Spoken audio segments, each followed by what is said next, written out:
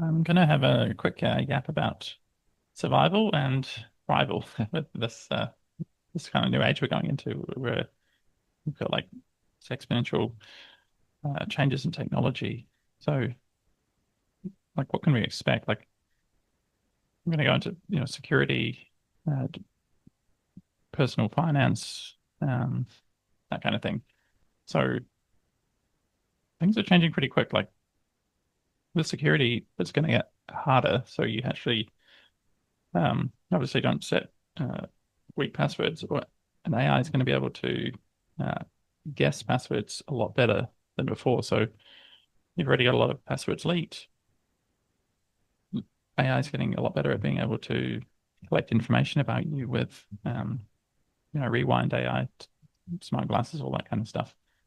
So with the leaked passwords that are already out there about people, it's going to be pretty easy for AI to actually guess if you're being like semi-predictable about your password. So it should be really obvious. I run a lot of businesses. I run a lot of AI ones as well, and I've seen um, kind of automatic bots that can come and exploit my APIs and my services to kind of harvest the intelligence. So security by obscurity is not really a way forward anymore that's going to work. Like we, um, I tried to kind of change some stuff, and they automatically get around my defenses. So I kind of know that there's already these a lot of entities on the internet that used to be just kind of spam bots and more hard-coded bots, but now there's things like GPT for free where people are like harvesting people's intelligence automatically, but now they're automatically evading people's defenses as well and kind of adapting. So that's a little bit tricky, but part of the cost of doing business on the internet, and that might go up a little bit. But um, yeah, on like personal finance,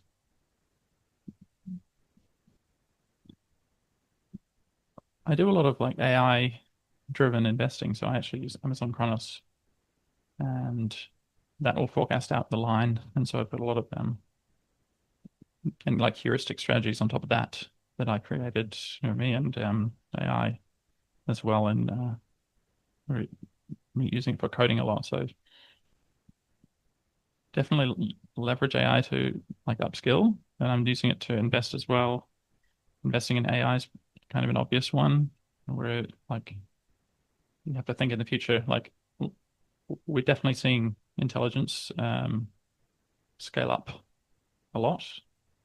And what are the businesses that can leverage that? So how what are the businesses that you scale up intelligence and you scale up the output of that company, right? So like if a construction company is a lot more thrifty with the way they use materials and waste, like, you can expect them to really be able to squeeze uh, their business by having more intelligence. You already see like some smart planning around like exactly where to put solar panels and where to source, how to optimize like supply chains and such.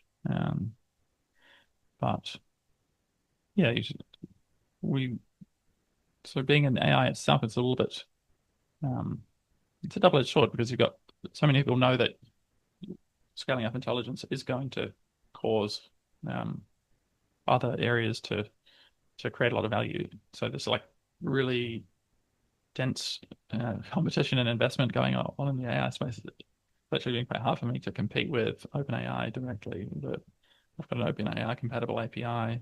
Um, I'm doing unlimited pricing um,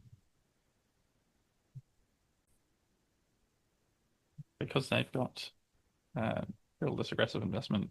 They're doing a lot of stuff.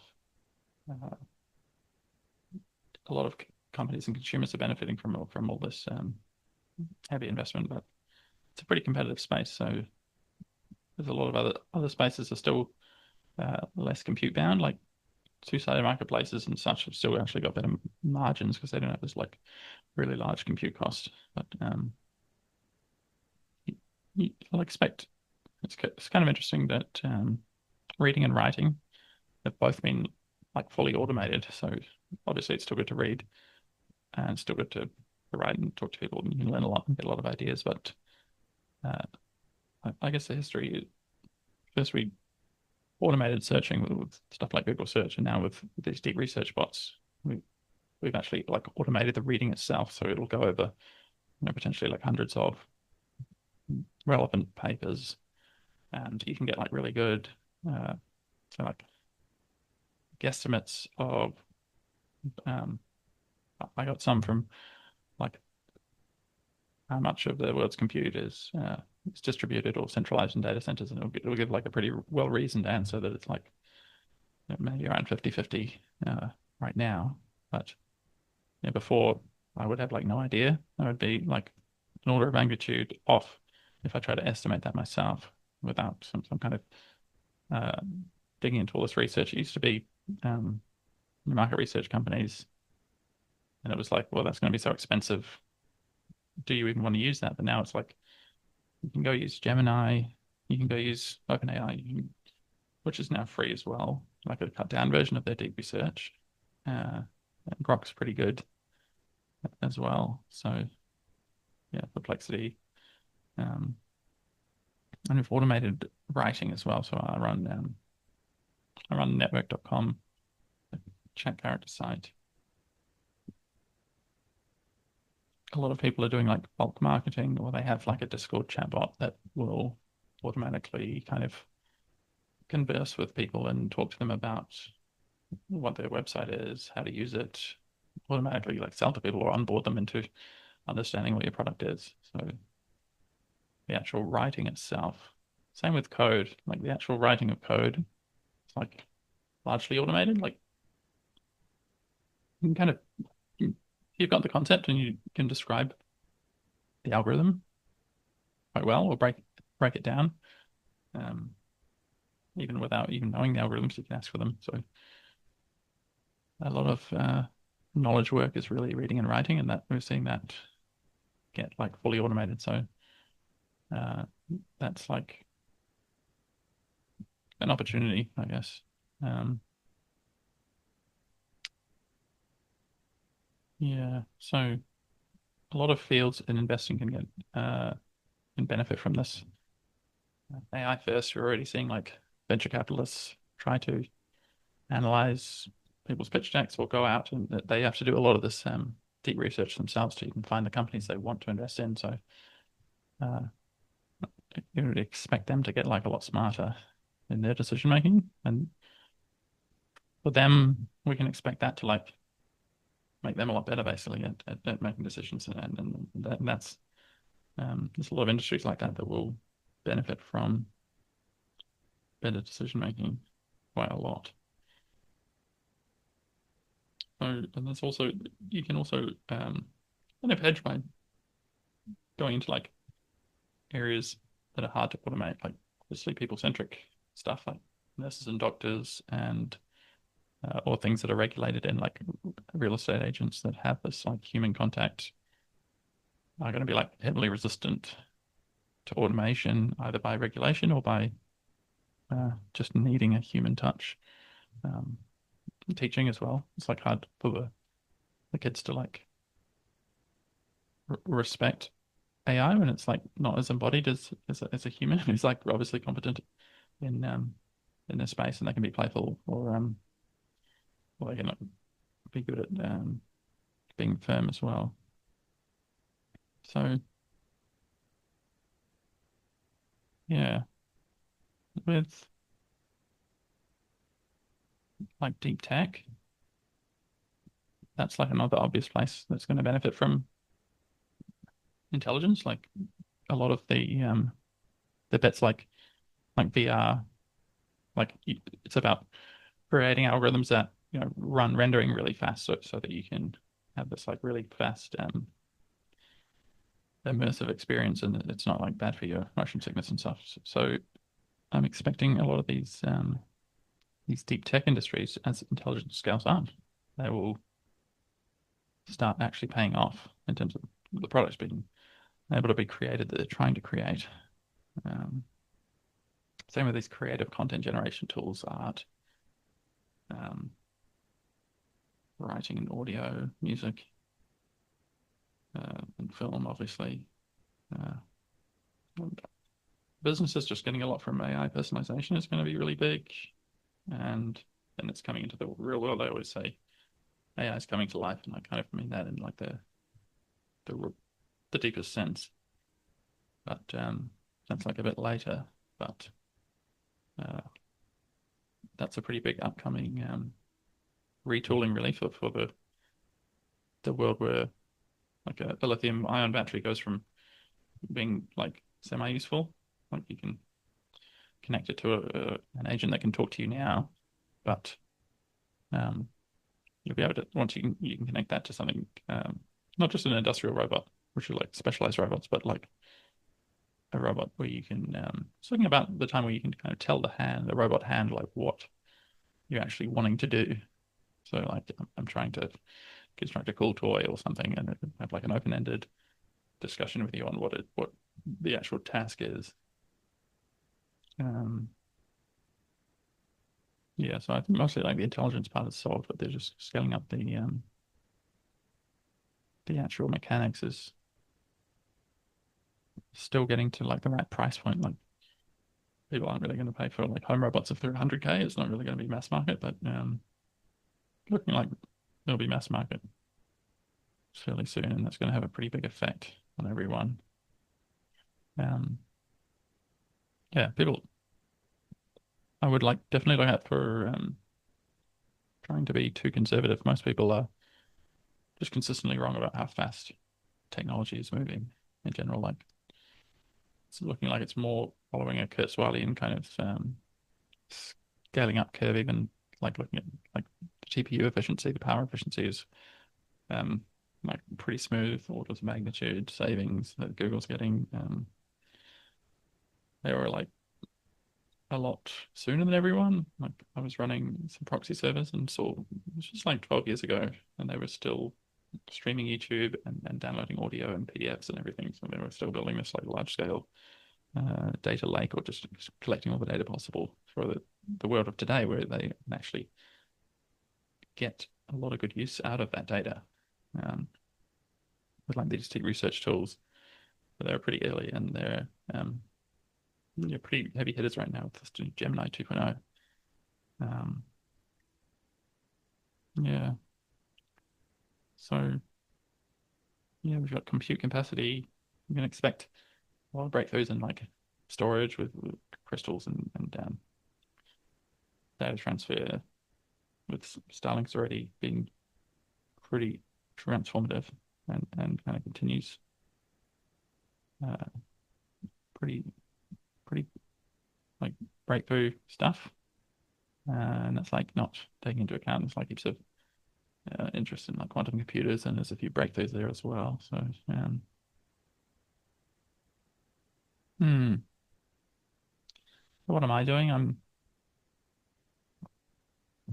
There's a lot of different things you can do. I'm kind of in the country doing a little bit of farming, trying to do a little bit of everything. I'm working full time as hard as I can. Like um, the value in money is going to be good. We're going to be want to actually have the money to be able to buy all these products. So I mean, it's still going to be capitalist style societies where you really want to be creating as much value as you can, and creating as many side projects as I can. Um, you can create things a lot faster now. So the opportunity cost is for doing work is um, building businesses for yourself is scaling way up. Like you could easily replace a lot of these traditional companies like Airbnb or something. And you already see a lot of games getting vibe coded that are like very complicated games like these flying simulators and simple kind of browser based um, games that load quickly are going to be uh, people are looking to get to like that new level of engagement and smoothness within the businesses they create, and just like having extremely low barriers. Uh, I'm mostly working on AI products because that's like where my skill is, um, and I'm trying to run them fairly lean because of like they're just in a highly competitive space. So I'm not like taking big profits. I think it's like I'm not up at like 80% profit margins. It's probably more like 50% or something. I'm hoping that's like a long term thing. If I can reduce the friction, um, create a lot of content as well. You kind of have to be like part of this whole AI feedback loop. So like create a lot of content about all your businesses, and that gets all indexed and create a lot of backlinks. That's still like really important, especially as there's so many deep research tools that under the hood there is that like they kind of still do work a little bit like search engines and PageRank. So it's still important to do SEO. Still important to see how you can get into the data sets that AI uses as well, and yourself into Wikipedia or Reddit. Hmm. So yeah, that's basically who's going to win is these kind of these new AI powered personalization sites. Um, yeah, I'm working on a data analyst assistant, so I can kind of graph data for you. I'm expecting people trying to be data driven is going to be still a thing. That was kind of a um, maybe a big wave around the time of like cloud hosted services that kind of came in a major way. People are getting like even more informed and using more like research tools and expecting actually more scientific rigor. So I think with like these deep research tools. Um, yeah, so there's a lot of space to build like analytics tools for different use cases or uh, growing an audience is still like pretty important. Like being able to talk to a lot of humans has got that kind of moat, I guess, to it. It's like I think the value of people is going to go way up because we can mostly converse to AI and kind of manage a lot of AI ourselves as well. So um, you can like I've seen a lot of success with people just creating like this little viral apps of like card sharing, Pokemon card sharing, or create something that's kind of special to a person. Um, that go viral on Twitter quite a lot. So you can get a bit of virality, do some kind of free app, or converters work quite well from an SEO perspective. People converting data into different formats, and once you got a bit of popularity, you can start figuring out how to like sell things to people. Yeah, creative content places are going to do really well. Um, Everyone's thinking, well, is Netflix going to get replaced by sites like mine, where you can kind of chat to characters or build like a any kind of story you want, like have it specifically like niche to people's interests. So I think it's going to be more like a not like a disruption, but more of a most of the times this happens, it's more of like a entirely new fields get created. Um, like when Canva got created, it didn't really completely destroy Photoshop or this pipeline of like stock photography to Photoshop. There's this complicated pipeline that Canva replaced with like an easy to use design tool with all the stock built in and the exporting to different platforms built in. That didn't replace what they were trying to replace, but they just created a massive other business segment. And the kind of AI tools uh, is that it's another big segment getting created, both for entertainment.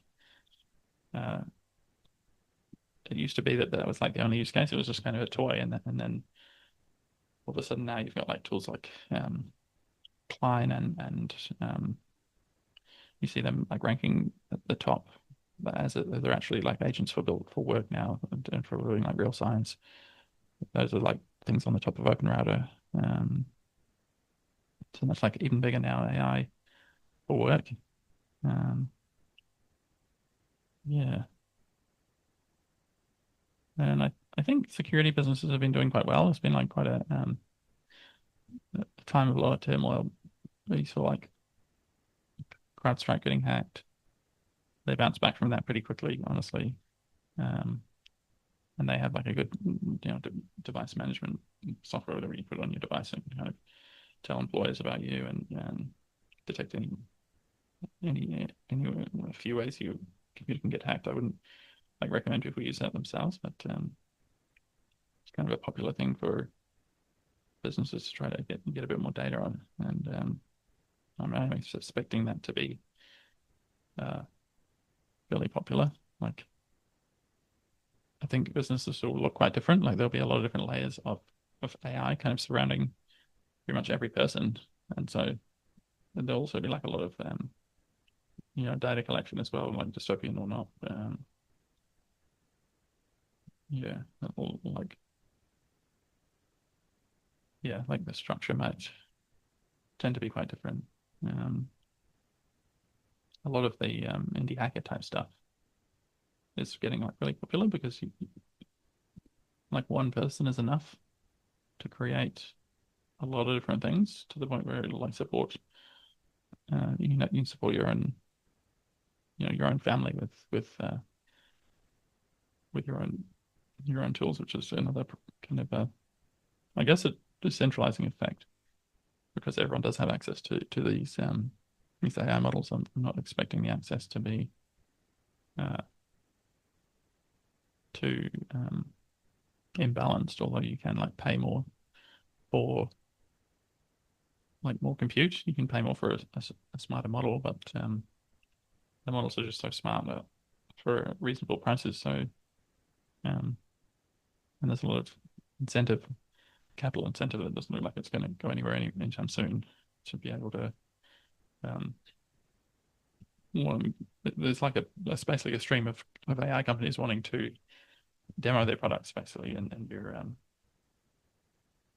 yeah, that's probably not going to go anywhere for a very long time. I think we'll be surprised at how long we can keep scaling and how long we still have like deep interest in getting um, better AIs.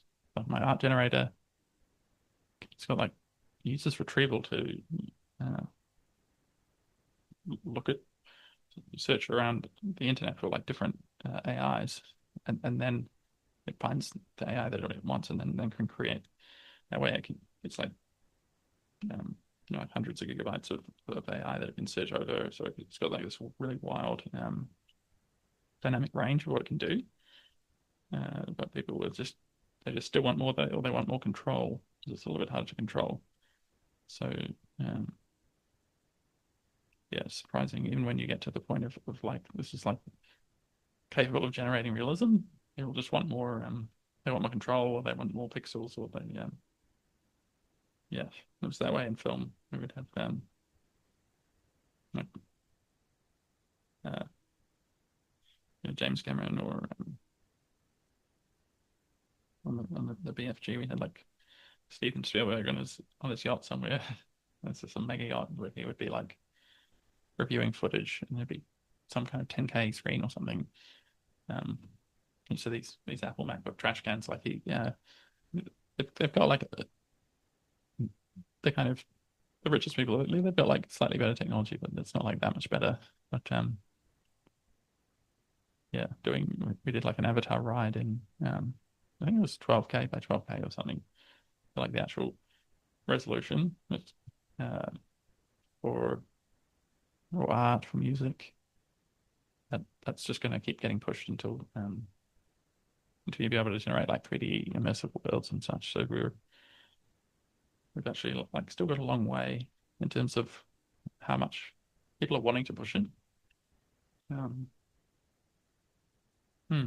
Even though games are like almost like the new Oblivion, it's like almost realistic real time. Like people are just gonna want to. There's going to be so much pressure just to push past realistic real time and go into like even more impressive scale of the world, or impressive depth of the characters, like the actual the human thirst for like interesting things and art, and to be more interesting than other people is gonna. There's like no signs that will ever slow down. So that's gonna kind of keep driving technology uh, on along that kind of clambering race. Yeah. Hmm. Yeah. Hope you learned something, and thanks for listening to me rant. Bye.